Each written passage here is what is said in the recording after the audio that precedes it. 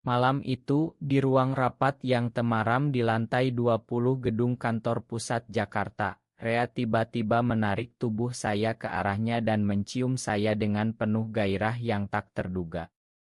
Saya, Arya, terpaku sejenak, jantung berdegup kencang karena bukan hanya terkejut dengan tindakannya, tapi juga karena saya tidak langsung menolak, malah ada sesuatu di dalam diri saya yang merespons dengan hangat yang aneh. Ruangan itu sepi, hanya diterangi lampu meja kecil dan layar laptop yang masih menyala. Proyek pembangunan infrastruktur jalan tol baru yang menghubungkan Jakarta dengan Bandung itu telah membuat kami berdua lembur selama berminggu-minggu. Rea, manajer proyek berusia 31 tahun dengan sikap tenang tapi tegas, selalu menjadi rekan yang saya andalkan. Dia pria Indonesia asli dari Surabaya, tinggi, berambut pendek rapi, dengan senyum yang membuat suasana tegang menjadi ringan. Saya yang berasal dari keluarga di Bandung selalu dianggap anak baik yang akan segera menikah dengan gadis pilihan orang tua. Saya tidak bisa menahan lagi, Arya, bisik Rea setelah melepaskan ciuman itu, suaranya bergetar. Matanya menatap saya dengan campuran ketakutan dan harapan. Saya mundur selangkah, tangan saya gemetar menyentuh bibir. Rea, apa yang kamu lakukan? Kita hanya rekan kerja. Tapi kata-kata itu terasa hampa. Selama 3 bulan terakhir, sejak proyek ini dimulai, kami telah menghabiskan begitu banyak waktu bersama. Awalnya itu hanya meeting pagi, diskusi desain peta dan anggaran, serta makan malam cepat di warung soto pinggir jalan. Saya ingat hari pertama ketika Rea memperkenalkan diri di ruang konferensi. Dia mengulurkan tangan dengan percaya diri, dan saat itu saya merasa ada getaran kecil yang aneh, tapi saya abaikan. Saya pikir itu hanya karena stres kerja.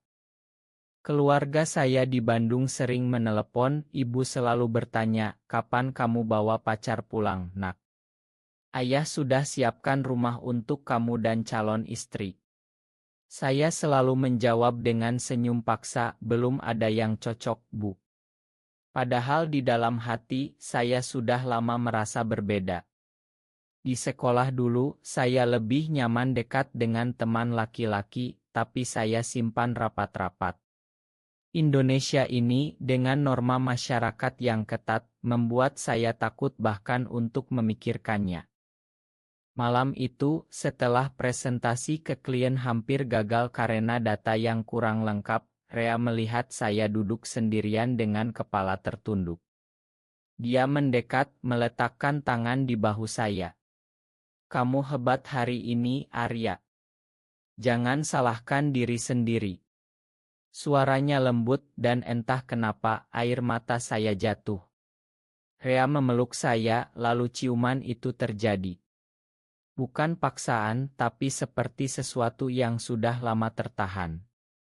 Saya pulang ke apartemen kecil di kawasan Sudirman dengan pikiran kacau. Mobil ojek online melaju di jalan basah karena hujan sore tadi. Saya menatap langit gelap dari jendela, bertanya pada diri sendiri, apa ini artinya saya gay? Kata itu terasa berat di lidah. Di Indonesia, kata itu sering disertai pandangan sinis, doa dari tetangga, atau bahkan ancaman dari keluarga. Saya mandi air dingin berharap perasaan itu hilang. Tapi saat saya berbaring di kasur, wajah Rea muncul lagi. Senyumnya, cara dia membela saya di depan bos, semua terasa berbeda sekarang. Keesokan paginya, saya datang ke kantor lebih awal, berharap bisa menghindari Rea. Tapi dia sudah ada di meja kerja, mata merah seperti tidak tidur. Arya, kita harus bicara, katanya pelan saat tidak ada orang lain. Saya mengangguk, tapi hati saya berdebar. Proyek ini masih panjang, 6 bulan lagi. Bagaimana kami bisa terus bekerja bersama kalau perasaan ini terus tumbuh? Saya takut, tapi juga ada rasa hangat yang tak bisa saya bohongi. Malam itu adalah awal dari segalanya yang tidak pernah saya bayangkan. Sepanjang hari, kami bekerja seperti biasa, tapi tatapan kami sering bertemu. Saat rapat tim, Rea duduk di sebelah saya, kaki kami hampir bersentuhan di bawah meja. Saya merasa gugup, tapi juga aman. Pulang kerja, saya menelepon ibu di Bandung. Semuanya baik, Bu, kata saya, tapi suara saya bergetar. Ibu bilang jangan lupa sholat, nak. Cari istri yang salehah ya. Kata-kata itu seperti pisau. Malam itu saya menangis sendirian di balkon apartemen. Perasaan terhadap Rea bukan hanya kekaguman rekan kerja lagi. Itu lebih dalam, lebih nyata. Dan saya tak tahu harus berbuat apa. Pagi berikutnya, kantor sudah ramai dengan suara mesin otokopi dan obrolan rekan-rekan. Saya duduk di meja, mencoba fokus pada layar komputer yang menampilkan desain jalan tol. Tapi pikiran saya melayang ke ciuman semalam. Rea masuk dengan secangkir kopi di tangan, meletakkan satu di meja saya tanpa berkata apa-apa. Terima kasih, gumam saya. Dia hanya tersenyum tipis, tapi mata kami bertemu lagi, dan saat itu saya tahu kami tak bisa pura-pura tidak terjadi apa-apa. Siang hari, bos memanggil kami berdua ke ruangan pribadi. Proyek ini krusial untuk perusahaan. Kalian berdua tim terbaik. Jangan ada masalah pribadi yang mengganggu. Kami mengangguk serentak, tapi di dalam hati saya bertanya, apa ini sudah terlihat? Setelah rapat, Rea menarik saya ke tangga darurat yang jarang dipakai. Arya, kalau semalam saya kelewatan. Tapi saya sudah lama merasakan ini. Sejak pertama kali kita kerja bareng. Saya terdiam. Rea melanjutkan, suaranya rendah. Saya tahu di Indonesia ini berat. Keluarga saya di Surabaya juga konservatif. Ayah saya ustadz kecil di masjid kampung. Tapi saya capek sembunyi. Kamu membuat saya ingin berani. Kata-kata itu seperti angin segar di tengah panas Jakarta. Saya ceritakan tentang tekanan keluarga saya, tentang perjodohan yang sudah direncanakan dengan anak tetangga. Rea mendengarkan tanpa menghakimi. Kami berjanji untuk tetap profesional di kantor, tapi setelah jam kerja, kami mulai bertemu di kai kecil dekat Monas. Di kai itu, di bawah lampu kuning, kami bicara panjang lebar. Rea cerita tentang masa kecilnya, bagaimana dia merasa berbeda sejak tapi tak pernah berani bilang. Saya cerita tentang teman kuliah yang pernah dekat, tapi saya putuskan karena takut. Malam semakin larut, kami berjalan di trotoar, bahu kami bersentuhan. Kita pelan-pelan saja, kata Rea. Saya setuju, tapi hati saya sudah tak bisa ditahan. Akhir pekan, proyek mengharuskan kami ke Bandung untuk survei lokasi. Di mobil perusahaan, kami berdua saja. Radio memutar lagu-lagu lama. Rea memegang tangan saya sebentar saat lampu merah. Kamu tidak perlu takut, Arya. Saya di sini. Di Bandung kami menginap di hotel sederhana. Malam itu kami hanya duduk di balkon bicara tentang mimpi. Saya ingin desain yang ramah lingkungan, Rea ingin proyek ini sukses agar bisa naik jabatan. Tapi di balik itu perasaan semakin besar. Kembali ke Jakarta, keluarga saya menelepon lagi. Ada gadis baik di masjid, nak. Pulanglah akhir bulan. Saya bohong bilang sibuk proyek. Rea tahu dia peluk saya di parkiran malam hari. Kita hadapi bersama. Tapi di dalam saya mulai ragu. Apakah ini benar? Masyarakat Indonesia masih sulit menerima. Teman kantor mulai curiga saat kami sering pulang bareng. Satu rekan bercanda, "Kalian seperti pasangan ya?" Kami tertawa, tapi hati saya dingin. Minggu berikutnya, proyek memasuki fase kritis. Klien dari pemerintah meminta resi besar-besaran. Kami lembur lagi, tapi kali ini ada ketegangan baru. Rea mulai menjaga jarak di depan tim, takut rumor. Saya merasa tersinggung. "Kenapa kamu menghindar?" tanya saya di lead kosong. Rea menatap lantai.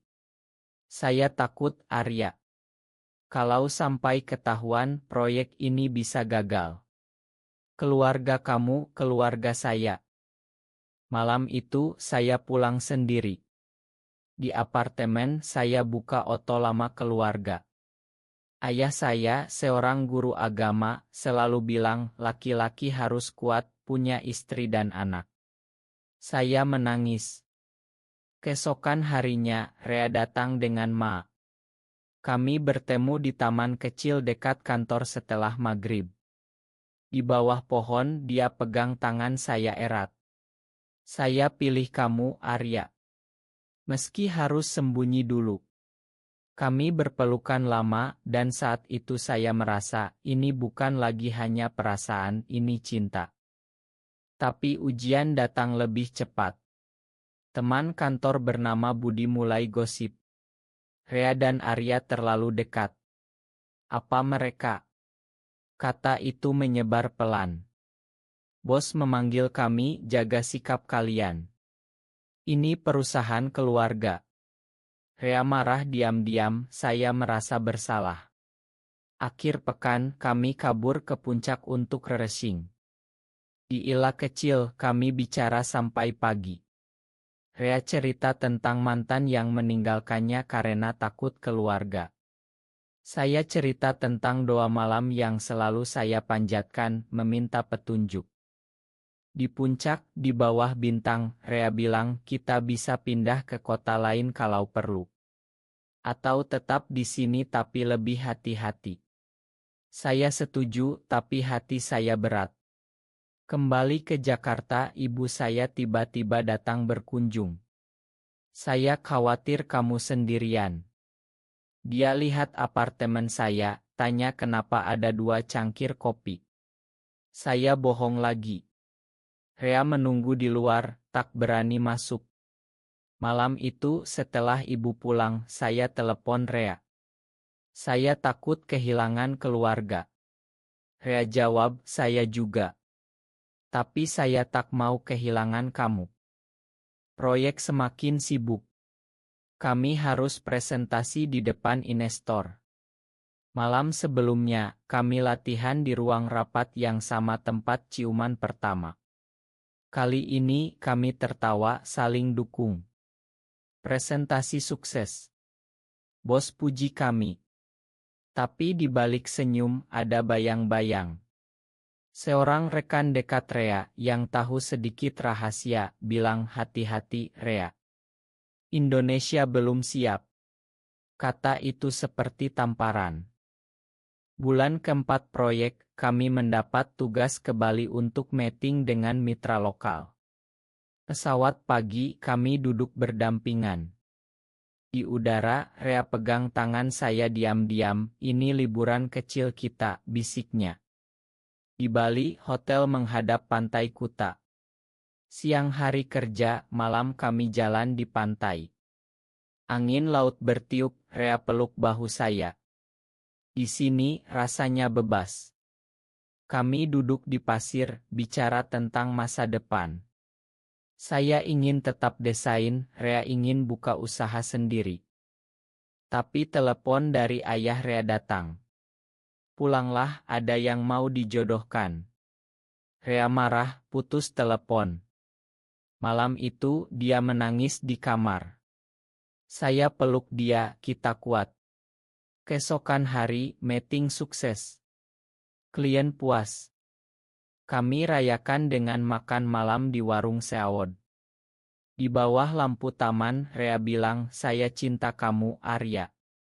Kata pertama itu membuat dunia saya berputar. Saya jawab, saya juga. Kembali ke Jakarta, rumor semakin kencang. Budi, rekan itu, konfrontasi Rea di parkiran. Saya lihat kalian di Bali oto-oto. Kalau bos tahu, kalian dipecat. Rea tenang, tapi saya panik. Malam itu, kami bertengkar. Mungkin kita harus pisah dulu, kata saya. Rea sakit hati. Kamu mau mundur? Kami diam berhari-hari. Proyek hampir selesai, tapi hati kami retak. Akhirnya, saya datang ke apartemen Rea. Ma, saya takut, tapi saya tak mau kehilangan kamu. Kami berdamai, lebih kuat. Tapi keluarga saya kirim foto gadis calon istri. Saya tolak halus. Ibu marah, kamu egois. Tekanan bertambah.